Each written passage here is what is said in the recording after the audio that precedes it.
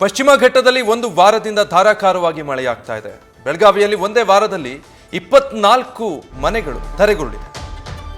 ಖಾನಾಪುರದ ವಿವಿಧ ಕಡೆಗಳಲ್ಲೂ ಕೂಡ ಈ ರೀತಿ ಮನೆಗಳು ಧರೆಗುರುಳಿದೆ.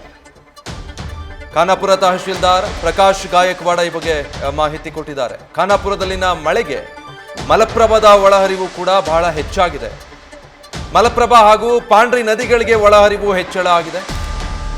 ರೈತರ ಮೊಗದಲ್ಲಿ ಮಂದಹಾಸ ಇದೆ ಉತ್ತಮ ಮಳೆಯಾಗಿರೋದ್ರಿಂದ, ಬಟ್ ಒಂದಷ್ಟು ತೊಂದರೆಗಳು ಕೂಡ ಅದರಿಂದ ಸೃಷ್ಟಿಯಾಗಿದೆ. ಪಶ್ಚಿಮ ಘಟ್ಟ ಭಾಗದಲ್ಲಿ ಉತ್ತಮ ಮಳೆಯಾಗಿರೋದರ ಎಫೆಕ್ಟ್ ನದಿಗಳು ತುಂಬಿ ಹರಿತಾ ಇದೆ. ಬಟ್ ಮನೆಗಳಿಗಾಗಿರೋ ಪರಿಸ್ಥಿತಿ ನೋಡಿ.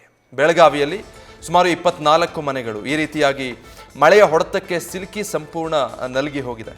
ಮನೆಯ ಮೇಲ್ಭಾಗ ಮತ್ತು ಹಳೆ ಗೋಡೆಗಳು ಎಲ್ಲ ಕುಸಿದು ಬಿದ್ದು ಹೋಗಿದೆ.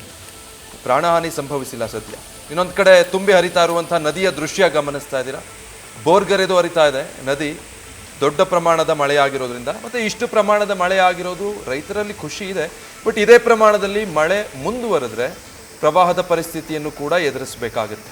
ಈಗಾಗಲೇ 24 ಮನೆಗಳು ಧರೆಗುರುಳಿದೆ ಅಂದರೆ ಮಳೆಯ ಪರಿಣಾಮ ಏನೆಲ್ಲ ಅವಾಂತರಗಳು ಸೃಷ್ಟಿಯಾಗಿದೆ ಅಂತ. ಬಹಳಷ್ಟು ಕಡೆಗಳಲ್ಲಿ ಮನೆ ಮತ್ತು ಜಮೀನು ಇಂಥ ಪ್ರದೇಶಗಳಿಗೂ ಕೂಡ ಅಲ್ಲಲ್ಲಿ ನದಿಯ ನೀರು ತುಂಬಿ ಹರಿತಾ ಇರೋದ್ರಿಂದ ನುಗ್ಗಿರುವಂಥ ಘಟನೆಗಳು ಆಗಿದೆ. ಒಂದಷ್ಟು ಮನೆಗಳಿಗೂ ಕೂಡ ನೀರು ತುಂಬಿದೆ. ರಸ್ತೆಗಳೆಲ್ಲ ಸಂಪೂರ್ಣ ಜಲಮಯ ಆಗಿರುವಂಥದ್ದು ಗ್ರಾಮಗಳಲ್ಲಿ ಒಂದಷ್ಟು ದೃಶ್ಯ ಕಂಡು ಬರ್ತಾ ಇದೆ. ಇದು ಬಲಭಾಗದ ದೃಶ್ಯ ನೀವು ನೋಡ್ತಾ ಇರೋದು. ಮನೆಗಳಿಗೆ ಎಷ್ಟು ಪ್ರಮಾಣದಲ್ಲಿ ಹಾನಿಯಾಗಿದೆ ಅಂತ. ಹೆಂಚಿನ ಮನೆಗಳು ಆ ಕಡೆ ಎಲ್ಲ ಜಾಸ್ತಿ. ಈ ರೀತಿ ಮಳೆ ಹೊಡೆತಕ್ಕೆ ಒಂದು ವೇಳೆ ಹಳೆಯ ಮನೆಗಳೇನಾದರೂ ಇದ್ದರೆ, ಮತ್ತು ಬಹಳಷ್ಟು ಮನೆಗಳು ಈ ಮಣ್ಣಿನ ಗೋಡೆಯಿಂದನೇ ಮಾಡಲಾಗಿರುತ್ತೆ. ಮಣ್ಣು ಮತ್ತು ಇಟ್ಟಿಗೆ ಹಳೆಯ ಗೋಡೆಗಳಿದ್ದರೆ ಅಂಥ ಮನೆಗಳು ಈಗ ಅಪಾಯದ ಅಂಚಿನಲ್ಲಿದೆ. ಈಗಾಗಲೇ 24 ಅಂಥ ಮನೆಗಳು ಧರೆಗುರುಳಿದೆ.